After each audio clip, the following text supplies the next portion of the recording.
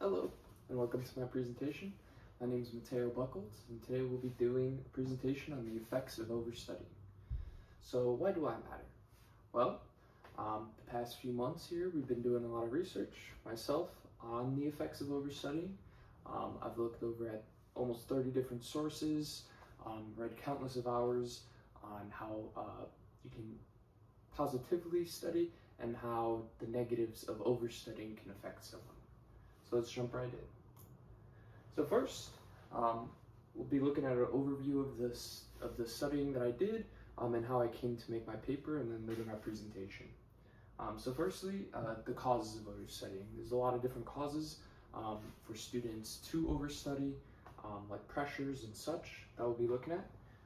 Next is the physical, mental, and then obviously the academic consequences of overstudying and how that can affect someone. And then finally, optimal study strategies, how students can effectively study over any course of period of time, as well as for any tests or quizzes that may arise. So first, we'll be jumping into why do people overstudy? Well, obviously there's a lot of reasons, mainly academic pressures. A lot of academic pressures come upon us students, both from themselves, putting too much pressure on their grades, as well as other factors like parents put a lot of pressure on their kids, as well as like teachers and such. And that obviously goes into high expectations.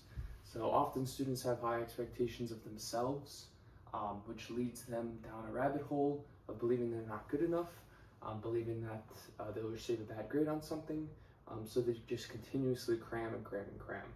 And then obviously parents play into that hugely as well, into trying to get their kids to achieve as much as possible. Next is fear of failure. A lot of kids have a fear of not doing well, of not believing in themselves. Even if just optimal study strategies work for them, they feel that it's not enough and that they still won't succeed just from doing everything right. So they often put in more time. And then finally, peer competition. Recently that's become really big with social media and stuff. We live in a more connected world, so people communicate more. Obviously, they tell each other about grades, about what they got on the last test, and they obviously want to compete for slots like valedictorian, as well as like summa cum laude, which play a big part in that. Next is how can overstudying affect people? Well, it can affect them in a lot of ways. Obviously, physical effects like lack of sleep, which can play a huge part on other parts, like their mental health.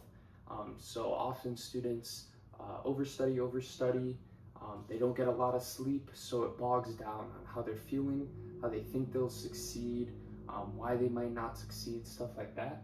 And then obviously a cognitive impact. With the lack of sleep, over-caffeination, and other factors such as that play a huge part in overall success. So oftentimes students believe that if they just put in 5 more hours of studying a night and get slightly less sleep, it kind of plays a domino effect.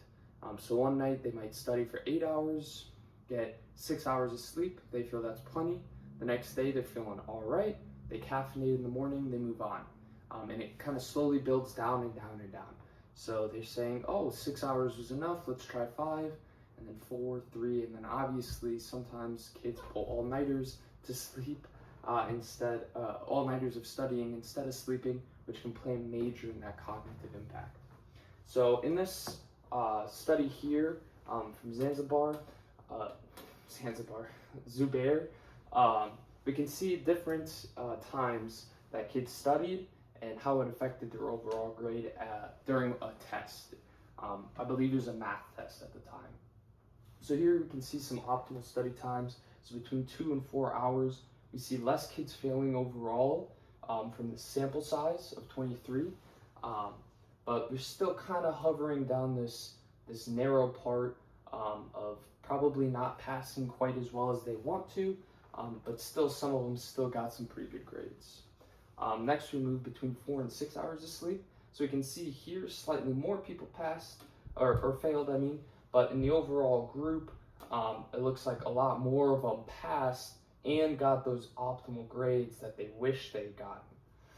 And then obviously with the more than 6 hours of studying, we got more fails actually, but it overall kind of leans towards this top area between a 70 and 80 and an 80 and 90. But we can see sample sizes here aren't super accurate to all conditions. There's more people who did the more study hours, and there's less and less people who did less study hours. So a more effective study here would have been putting an equal amount of kids in each with the same kind of academic background and seeing how they lay out. But this is a really good study to just see how many kids lay upon the graph, especially in this higher area compared to the amount of study hours they have. So here for me, I would say an optimal study time is between 4 and 6 hours, using some different study strategies that we'll be going over right now. So the best ways to study. Well, there's a lot of great ways to study. It's usually based on students. Everyone has a different study strategy, a different way, but there's some really good ways to study. Like time management is really important. Putting away time to study at the end of the day, before you go to classes, stuff like that, but setting a time aside for yourself. This also plays into taking breaks. So oftentimes a lot of people just start cramming, and they never take an optimal break for themselves, take a second during studying. So that's going into research-based methods.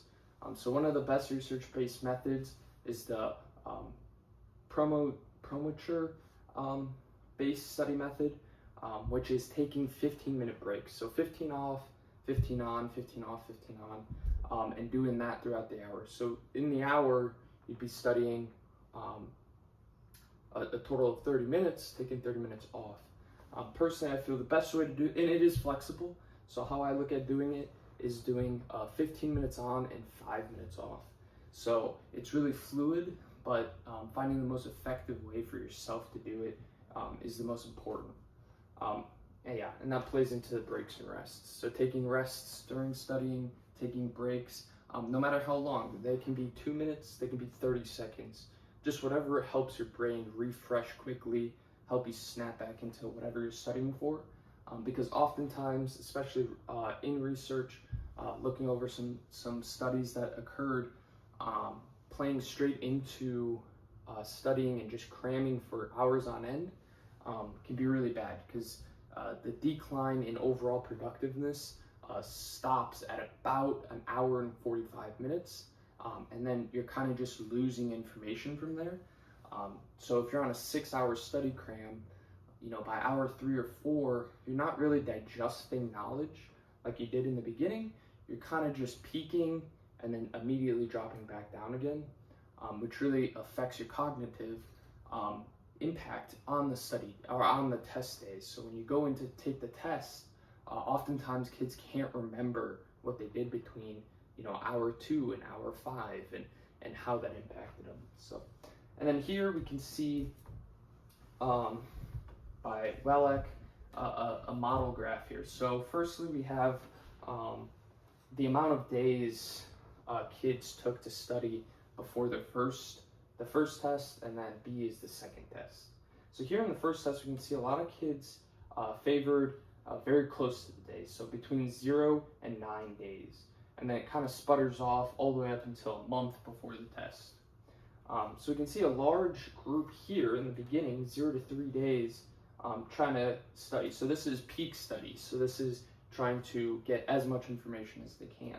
So we can see a lot of kids here are cramming before their test day, which can be really negatively impacting them on test day. And it slowly builds off. Here on the second test, we can see a lot more kids started studying later on between day 4 and 6 instead of trying to cram in, 0 to 3 days, and here 4 to 6. But we can see the graph is really starting to lie right in between those perfect 3 to 7 and 8 days. So it's a radically different way kids started approaching their tests. And then finally, some conclusions. So my conclusion here was overstudying can harm academic performance and well-being, which is very true. kids cram and they try to study as much as possible days before, which can result in negative study habits and kids not really retaining information properly. So great ways to fix this is educating students, both from a teacher and a parent perspective, helping them build better study habits, encouraging those healthy study habits, those routines, helping them stay on it, making sure students know they need to stay on it, both with their peers and themselves, helping each other out, and then obviously promoting those strategic plans. So planning ahead for a test. If I know my test lies on, March 10th, taking a week or two before that, starts planning out how I want to study for this test, all the information you need to gather, and move from there. Thank you very much, and I hope everyone has a great rest of the day.